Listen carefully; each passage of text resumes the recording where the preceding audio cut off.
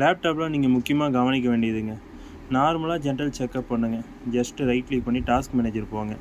உங்களுடைய பேக்ரவுண்டில் எவ்வளோ மெமரி யூஸ் பண்ணிகிட்ருக்குன்னு ஃபஸ்ட்டு பார்த்துக்குங்க.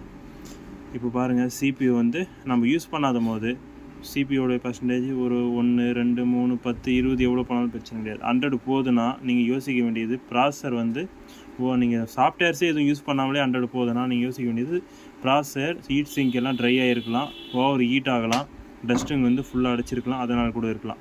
ரேம் வந்து அளவுக்கு அதிகமாக யூஸ் பண்ணதுனா நீங்கள் வந்து 2GB ரேம் 4GB யூஸ் பண்ணுறீங்கனாக்கா பேக்ரவுண்ட் அப்ளிகேஷன்ஸ் நிறையா இருக்குது. எக்ஸாம்பிளுக்கு ஒரு குரோமே வந்து நிறையா ரேம் வந்து பார்த்திங்கன்னா கன்சியூம் பண்ணும், அதிகமாக எடுத்துக்கும்.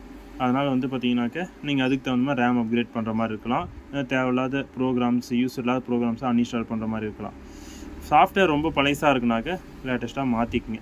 அது ரொம்ப ரொம்ப இம்பார்ட்டன்ட். வருஷத்துக்கு 1 டைம் கூட சாஃப்ட்வேர் அப்டேட் பண்ணலாம், தப்பு கிடையாதுங்க புதுசாக.